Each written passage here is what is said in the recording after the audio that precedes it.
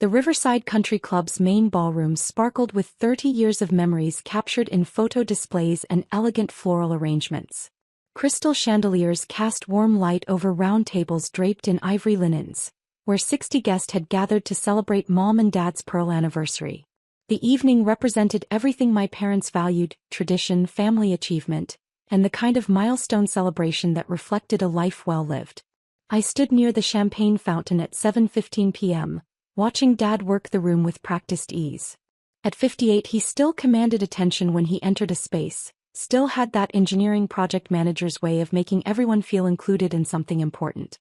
Mom floated beside him in her silver gown, radiant with the kind of happiness that comes from having exactly the celebration you've always dreamed about. The guest list read like a catalog of their social and professional network: colleagues from Dad's firm, Mom's book club friends, neighbors from their subdivision, and extended family who'd traveled from 3 states to be here tonight. Everyone dressed in their finest clothes, ready to toast 3 decades of marriage and the successful family they'd built together. My phone buzzed in my clutch purse, but I ignored it. Tonight was about Mom and Dad. Alexandra. Mom appeared beside me, glowing with anniversary bliss. Doesn't everything look perfect? The florists outdid themselves and the catering is absolutely divine. It's beautiful, Mom. You've outdone yourself with the planning. 30 years deserve something special. She squeezed my arm. I'm so happy all my children are here to celebrate with us. She gestured toward the head table, where my older brother Daniel sat with his wife Carmen and their 2 perfectly groomed children. At 33, Daniel was everything my parents had hoped for in a firstborn: the successful structural engineer with the suburban house, the stable marriage, and the kind of predictable life trajectory that made parents proud at anniversary parties. Daniel looks so handsome in his new suit, Mom continued. And Carmen found the most adorable outfits for the kids. They're going to look perfect in the family photos. I nodded and smiled, playing my role as the supportive younger sister who was thrilled to be included in such an elegant family celebration. My phone buzzed again. Then again. Sweetie, maybe you should put that on silent, Mom suggested gently. We don't want any interruptions during the speeches. Of course, I agreed, reaching into my purse to silence the device. But as I pulled it out, I saw the caller ID, Forbes magazine. Interesting timing. Ladies and gentlemen. Dad's voice boomed across the ballroom as he tapped his champagne glass with a silver knife. If I could have your attention, please. The conversations gradually quieted as 60 guests turned toward the head table. Dad stood with obvious pride, looking out over the gathering of people who'd shared 3 decades of his married life. Margaret and I are overwhelmed by your presence here tonight, he began, his voice carrying the authority of someone accustomed to addressing groups. 30 years of marriage represents more than just time passing. It represents a partnership that's created something meaningful and lasting. Murmurs of agreement rippled through the ballroom. Mom dabbed at her eyes with her napkin, clearly moved by the moment. When Margaret and I got married in 1993, Dad continued, we had dreams about the life we wanted to build together. A home filled with love, children who would make us proud, and the kind of partnership that would stand the test of time. He gestured toward Mom with genuine affection.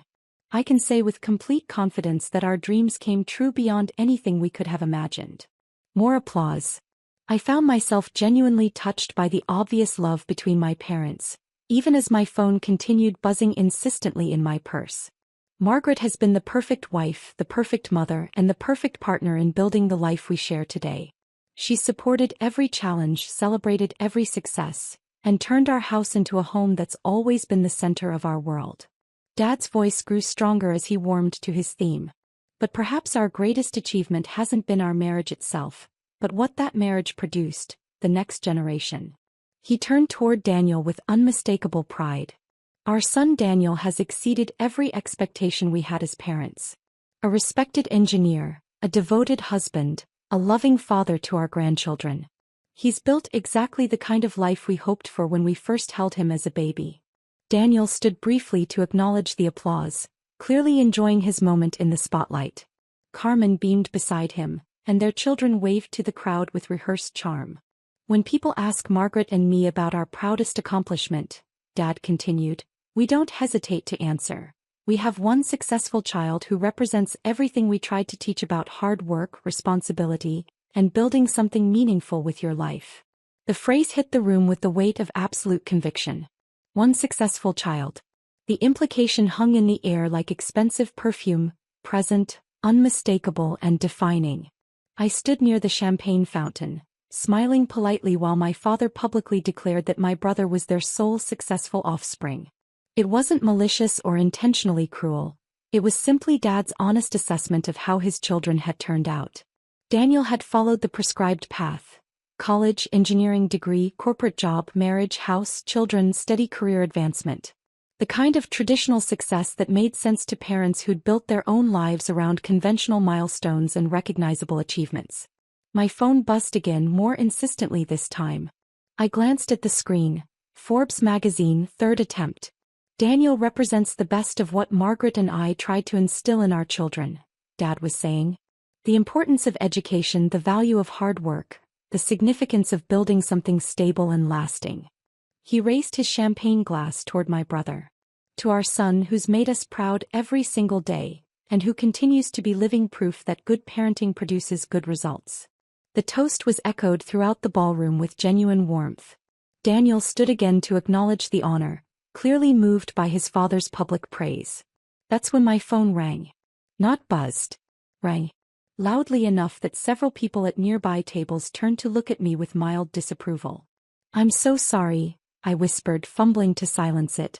But as I looked at the screen, I realized this was probably not a call I wanted to miss.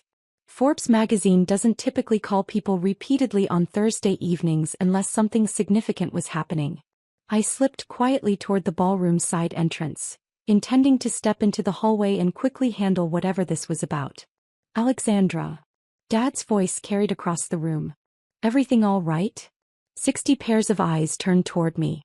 I was trapped halfway between the champagne fountain and the exit, phone in hand, clearly interrupting the most important moment of my parents' anniversary celebration. "Sorry, Dad. I was just going to take this quickly in the hallway." "Actually," he said with that indulgent smile he used when tolerating minor disruptions, "why don't you just let it go to voicemail? We're in the middle of something important here." The phone stopped ringing, then immediately started again. "Forbes magazine. Fourth attempt." "It might be work-related," I said apologetically. "I should probably just check what they need." Dad's expression shifted slightly. I could see him calculating whether this was worth making an issue over, given the audience and the occasion. "All right," he said with forced patience. "But please make it quick. We're about to continue the toasts." I answered the call, planning to quickly explain that I was at a family event and would call back later. "Hello. Alexandra Chin. Congratulations. This is Jennifer Walsh from Forbes magazine. I hope I'm not calling at a bad time, but I couldn't wait until tomorrow to share this news." Her voice was enthusiastic and professional, carrying clearly in the ballroom's acoustics. "Actually," I said quietly, "I'm at a family celebration right now. Could I call you back?" "Of course, but I just wanted to be the first to congratulate you on making our 30 under 30-foot billionaire list. The article goes live tomorrow morning and we're so excited to feature your story." The words 30 under 30 billionaire list carried across the ballroom with perfect clarity. I could feel the energy in the room shift. Conversations stopped mid-sentence. Champagne glasses paused halfway to lips. 60 people suddenly focused their complete attention on my phone conversation. "I'm sorry, what did you say?" I asked, though I'd heard her perfectly. "Forbes 30 under 30-foot list. You're being recognized as one of America's youngest billionaires. Your biotech company's IPO last month officially put your net worth at $2.1 billion. You're the youngest woman ever to achieve billionaire status through pharmaceutical innovation." The silence in the ballroom was so complete I could hear the ice melting in the champagne fountain. Dad was staring at me like I might be speaking in tongues. Mom had gone very pale. Daniel's champagne glass was frozen halfway to his mouth. "Could you hold on just a moment?" I asked Jennifer. "Of course." I looked around the ballroom at 60 faces staring at me with expressions ranging from confusion to shock to dawning comprehension. "Actually," I said, making a decision that would change everything, "would you mind if I put you on speaker? My family is here and I think they might want to hear this." "That sounds wonderful. I love sharing good news with families." I pressed the speaker button and Jennifer's voice filled the ballroom with professional enthusiasm. Alexandra, I was just explaining that you've been selected for our 30 under 30 billionaire list. Your work in developing breakthrough treatments for autoimmune disorders has revolutionized the pharmaceutical industry, and your company's recent IPO has made you one of the youngest self-made billionaires in American history. You could have heard a pin drop. The article focuses on how you built Phoenix Therapeutics from a startup in your apartment to a $15 billion company in just 5 years. Our readers are going to be fascinated by your story, the MIT PhD, the breakthrough research, the way you turned down acquisition offers to maintain control of your patents. Dad was looking around the ballroom like he might be having some kind of medical episode. We're particularly excited to highlight how you've maintained your focus on patients over profits, Jennifer continued. Making your treatments available at cost to developing nations while still building a sustainable business model. That's exactly the kind of innovation leadership our readers want to hear about. Mom had sunk into the nearest chair. So once again, congratulations. The photographer will be in touch about scheduling your cover shoot, and we'll need to coordinate the interview for the full feature article. Cover shoot? I asked. Oh yes. You're our cover story for the September issue. The billion-dollar breakthrough, how Alexandra Chen is revolutionizing medicine. Daniel made a sound like air escaping from a tire. Thank you so much for the recognition, Jennifer. I'm truly honored. You should be. What you've accomplished at 28 is absolutely extraordinary. We'll be in touch soon about the details. I ended the call and slipped the phone back into my purse. The ballroom remained in complete silence. Finally, Dad found his voice. Alexandra. Was that really Forbes magazine? It was. And they said you're a billionaire? They did. With AB. With AB. Mom was staring at me like I might be an alien from another planet. But you work in, what do you do again? I develop pharmaceutical treatments for autoimmune disorders. Phoenix Therapeutics is my company. We went public last month. Your company? Daniel finally spoke, his voice barely a whisper. I founded it 5 years ago after completing my PhD research on targeted immunotherapy. We've developed treatments for rheumatoid arthritis, lupus, and multiple sclerosis that are significantly more effective than existing options. Dad was looking around the ballroom at his guests, all of whom were still staring at our family with obvious fascination. Alexandra, he said carefully, are you saying you're actually successful? I'm saying I've built a pharmaceutical company that's helping millions of patients while generating substantial returns for investors and employees. But you live in that small apartment downtown. I live in a downtown loft that's convenient to my research facility. I converted the ground floor into laboratory space and live upstairs. It's efficient. And that old car you drive. My Honda Civic is reliable and environmentally responsible. I don't need a status symbol. I need transportation. Mom finally found her voice. The Forbes cover story will be on newsstands next month, apparently. Uncle Robert, who'd been sitting at table 3, stood up with obvious confusion. Alexandra, are we understanding this correctly? You're actually wealthy. I'm actually successful at developing treatments that help people manage chronic illnesses while building a sustainable business around pharmaceutical innovation. But earlier tonight, Dad said slowly, when I said we had one successful child, you said what you believed to be true based on the information you had. Information I had? Every time I tried to share news about breakthrough research or successful clinical trials or patent approvals, you'd redirect the conversation to when I was going to get a real job, or settle down and start a family. The realization was dawning on faces throughout the ballroom.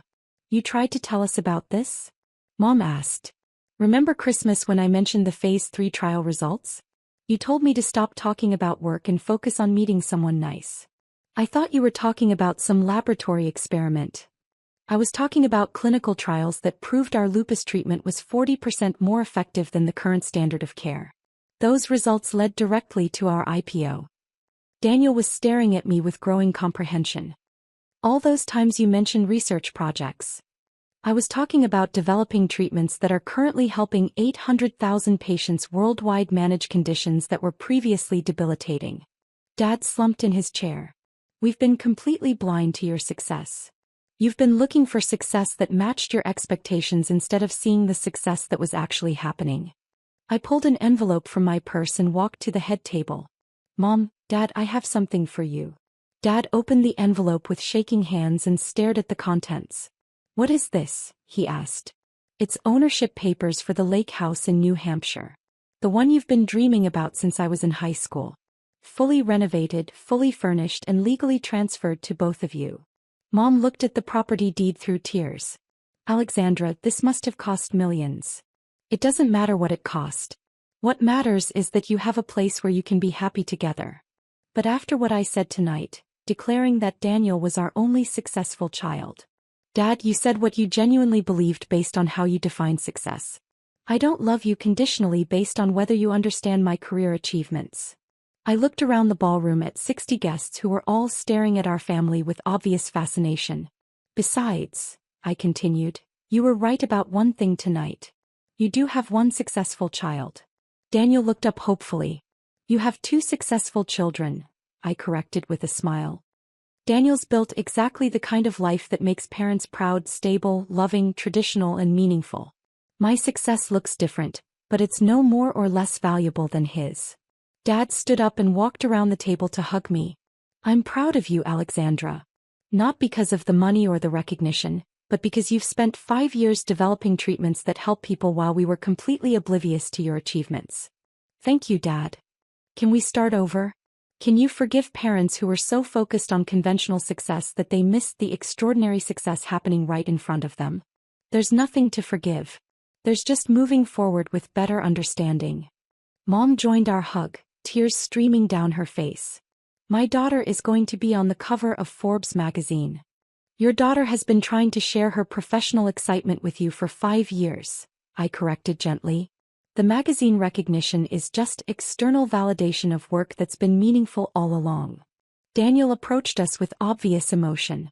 Alexandra, I feel terrible.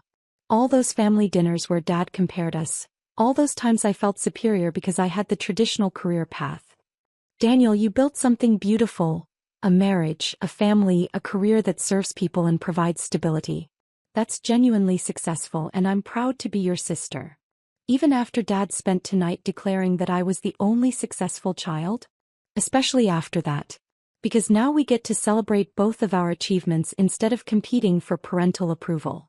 As the evening continued, I realized that the real victory wasn't being recognized by Forbes or achieving billionaire status before 30.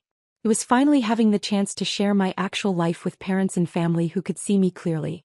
The Riverside Country Club's ballroom buzzed with new energy as guests processed what they'd witnessed.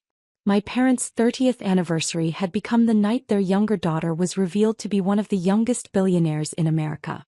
But more importantly, it became the night our family learned that success comes in many forms. Love shouldn't be conditional on recognition. And sometimes the most important revelations happen when Forbes magazine calls during anniversary toasts.